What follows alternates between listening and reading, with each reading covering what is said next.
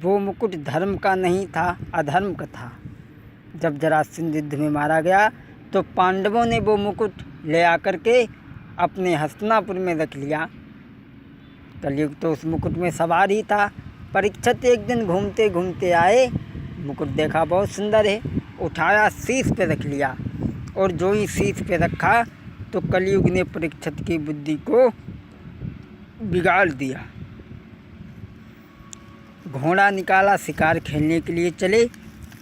शिकार खेलते खेलते आज परीक्षित को प्यास लगी तो कहाँ पहुँचे? लोमश ऋषि के आश्रम पर। भागवत में 2 नाम आए हैं, एक तो नाम समीक ऋषि है, एक लोमश ऋषि नाम आया है।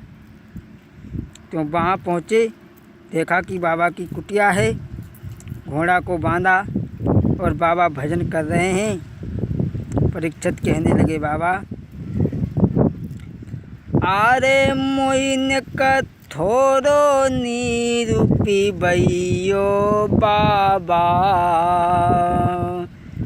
अरे मोइन का थोड़ो नीरूपी भैयो बाबा, महाराज के बिन पानी मेरी जाई रही है अरे जानी, अरे बिन पानी के ओ बाबा मुई दिखत नाई कोई। परीक्षित ने कहा, बाबा मुझे पानी पिला दो। लेकिन संत का मन भगवान के भजन में लगा था और परीक्षित का मन कहाँ था? संसार की माया में। मन की एक विशेषता होती है, मन को एक समय में एक ही जगह लगा सकते हो आप, या तो भगवान के भजन में और या तो भोजन में। परीक्षित का मन संसार में था और संत का मन कहाँ था? भगवान के भजन में। संत ने कोई बात नहीं सुन पाई। परीक्षित ने सोचा, मैं बहुत देर से कह रहा हूँ, अरे संत नहीं है, पूरा ढोंगी है। परीक्षित ने क्या किया, एक वहीं पर मरा हुआ सर्प पड़ा था, तलवार से उठा करके वो सर्प लोमश ऋषि के गले में डाल दिया और डाल करके वहाँ से चले आए। जब कुछ चेलाओं ने देखा तो जाकर के उनके बेटे को जाकर के बताया। श्रृंगी ऋषि ने आकर के श्राप और उनके पुत्र ने आकर के श्राप दे दिया। पूछा कि ये किसने मेरे पिता का इतना बड़ा अपमान किया है? तो संतों ने बताया।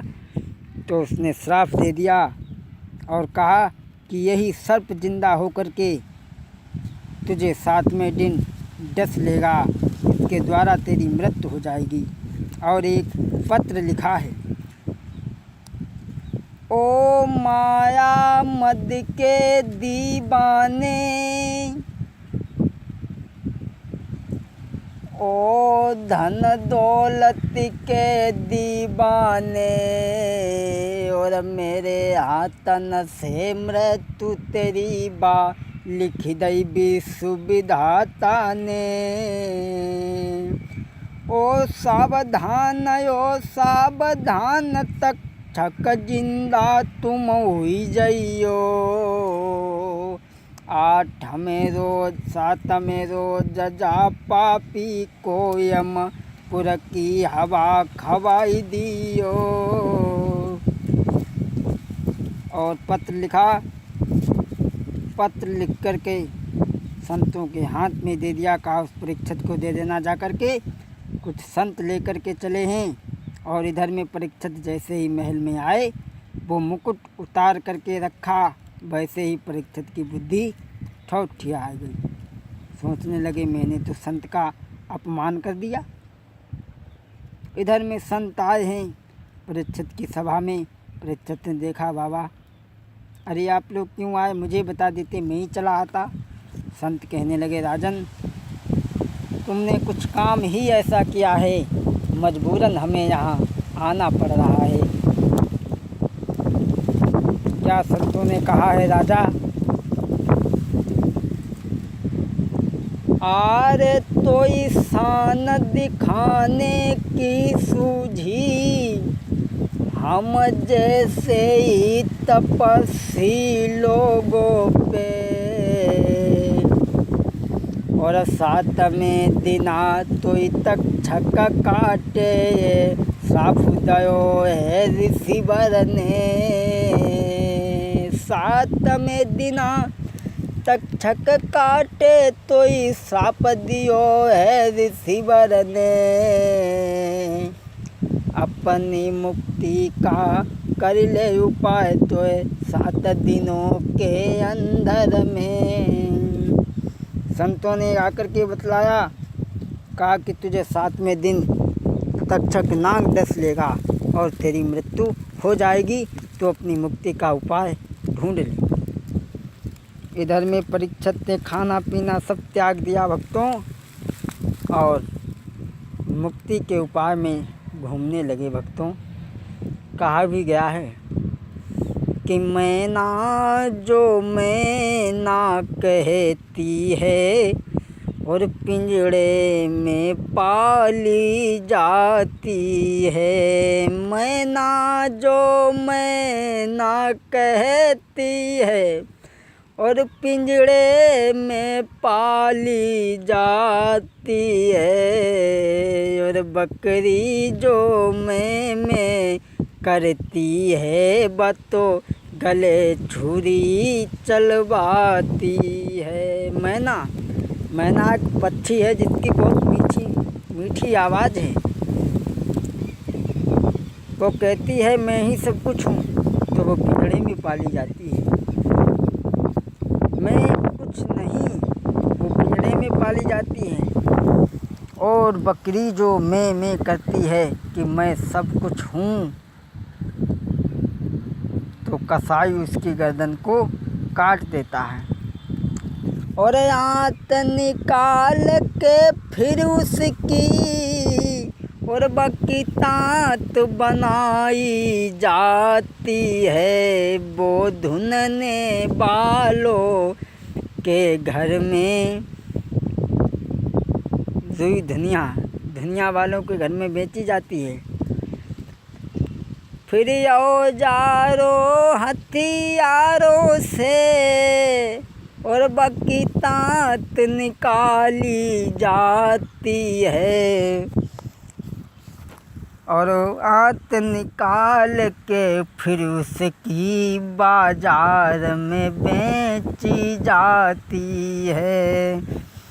अब बाजार में बेची जाती है, और जब दुनिया का डंडा पड़ता है तो क्या कहती है कि तू ही है, तू ही है, सब तू ही है। और भक्तों, घमंड कई एक तरीके का होता है। किसी को मकान का घमंड है, किसी को परिवार का घमंड है, किसी को गाड़ी का घमंड है, किसी को बीवी का घमंड है। और भक्तों, घमंडी इंसान अपना जीवन में कल्याण नहीं कर सकता, क्योंकि वो तो जलता ही रहता है, साथ में अपना भी जाता है, सत्संग में दूसरों को भी ले जाता है। एक उदाहरण हम आपको दे दें। एक अपस्वार्थी था, चलिए उदाहरण हम आपको नहीं देंगे, अब चलो हम दे दें आपको उदाहरण। एक अपस्वार्थी था, उसने जंगल को गया एक दिन और उसे भोले बाबा मिल गए। आज परीक्षा, चलिए उदाहरण हम आपको नहीं देंगे, परीक्षित महाराज चल दिए क्योंकि समय हमारे पास कम है। अगर समय मिला तो फिर कभी आपको आगे हम अब देंगे। आज परीक्षित महाराज अपनी मुक्ति का उपाय ढूंढने के लिए निकल पड़े। ब्राह्मणों के पास में जाते हैं तो ब्राह्मण कहते हैं कि तुम सोना लुटाओ और गायों के सींग सोने से मढ़वाओ, तब तुम्हारा उद्धार होगा। कोई कुछ बताता है तो कोई कुछ बताता है। और इधर में परीक्षित गंगा के किनारे पहुंच गए, जहां 88,000 ऋषि महात्मा लोग बैठे हैं। उन्हीं में जाकर के विनती करते हैं, लेकिन कोई मुक्ति का उपाय नहीं बताता है। और सुखदेव जी का अभी जन्म नहीं हुआ है, तो सुखदेव जी की जन्म की कथा हमने दी है, वो आप सुन सकते हैं। और मौका मिला तो कभी हम आपको आगे कथा सुनाएंगे। और हमारे चैनल को भक्तों सब्सक्राइब कर लें। एक बार भगवान का संकीर्तन। सीताराम राम राम सीताराम राम राम सीताराम राम राम सीताराम राम राम। बोले गोविंद भगवान की।